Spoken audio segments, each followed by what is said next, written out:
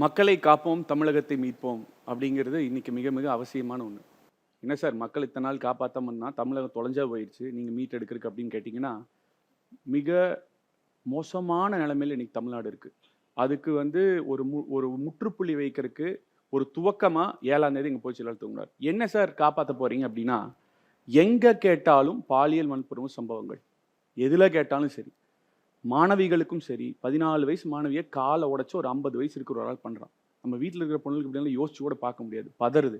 அந்த அளவு தினம் தினம் அந்த ஒரு 3 மாச டேட்டா எடுத்து பார்த்தீங்கன்னா 100 சம்பவம் வந்தால் 69 பேர் மாணவிகள் பாதிக்கப்பட்டிருக்காங்க. இப்படி மக்களை காப்பாற்ற வேணும். இதில் மட்டும் இல்லை, வரி உயர்வு 3 தடவை வரி உயர்வு பண்ணிட்டு இப்போ வரி உயர்வு பண்ணக்கூடாது அப்படின்னு சொல்லிட்டு மின்கட்டணத்துக்கு எடுத்துக்காட்டாக சொல்கிறேன். அப்போ அவங்க இருக்கும்போது போராட்டம்லாம் நடத்துகிறேன்னு சொன்னாங்க.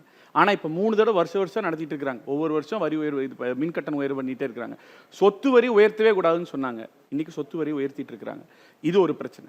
அதுக்கப்புறம் சமூக நீதி அப்படின்னு சொல்கிறாங்க. சமூக நீதினா என்ன? பிறப்பால் உயர்வு தாழ்வு பார்த்து ஒருத்தருக்கு எதுவும் கொடுக்கக்கூடாதுன்னு சமூக நீதி. ஆனால் அதை அவங்க கட்சியிலேயே கடைபிடிக்கிறாங்களான்னா இல்லை. ஏன்னா நியாயப்படி உழைத்தவருக்கு ஒரு துணை முதல்வர் படிப்பை கொடுக்கணும்.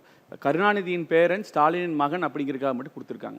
இதையும் தாண்டி ரேஷன் கடையில் பொருள் கிடைக்கிறதா இருக்கட்டும், விலைவாசி உயர்வாக இருக்கட்டும், கொடுத்த வாக்குறுதிகள், பொய்யினால் கட்டமைக்கப்பட்ட ஆட்சியே இந்த ஆட்சி இருக்குது. ஏன்னு கேட்டிங்கன்னா, பாலுன்னு நினச்சி மக்கள்லாம் வாங்கினாங்க. அது மோராக இருந்தாலும் பரவாயில்ல, பெனாயிலாக போயிடுச்சு, வெள்ளை கலராக இருந்தது. ஏன்னா சொன்னது எதுவுமே செய்யலை.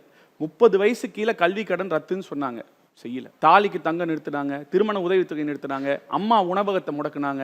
இந்த மாதிரி அடுக்கடுக்காக அத்தியாவசிய மக்கள், ஏழை எளிய மக்கள், ஒன்றில் ஓஏபி 1500 கொடுக்குறேனாங்க, வெறும் 1200 தான் கொடுத்துருக்குறாங்க. அதே மாதிரி எல்லாருக்கும் 1000 ரூபா நாங்கள் முதல் கையெழுத்து உடனே கொடுக்குறேனாங்க. இந்த மாதிரி பொய்கள் அடுக்குன்னா அடுக்கிட்டே போகலாம். இந்த பொய்களால் மக்கள் பாதிக்கப்பட்டிருக்கிறாங்க. அதுலேருந்து மக்களை வந்து மீட்டெடுக்கணும், தமிழகத்தை வந்து காப்பாற்றணும் அப்படிங்கிற ஒரு எண்ணத்தினால இங்கே போய் செல்ல ஆரம்பிச்சிருக்காரு. இது வந்து மிக பிரம்மாண்டமான வரவேற்பு. கோயம்புத்தூரில் ஆரம்பித்தப்போ பார்த்தீங்கன்னா அலையலையாக ஆயிரக்கணக்கான மக்கள், அதுவும் அவர் அங்கங்கே கடந்து வரக்கு லேட் ஆனால் கூட 2 மணி நேரம் 3 மணி நேரம் காத்திருந்து அவர் வந்து தமிழகத்தை அப்படின்னா வந்து மக்களைனா காப்போம், தமிழகத்தைனா மீட்போம்னு மக்களே எதிரொலிக்கிற அளவு அந்த பயணம் தொடங்கியிருக்கு. கண்டிப்பாக இந்த பயணம் 2026 ஆட்சி அதிமுக அமைச்சு கொடுக்கும் அப்படிங்கிற எந்த ஒரு மாற்று கருத்து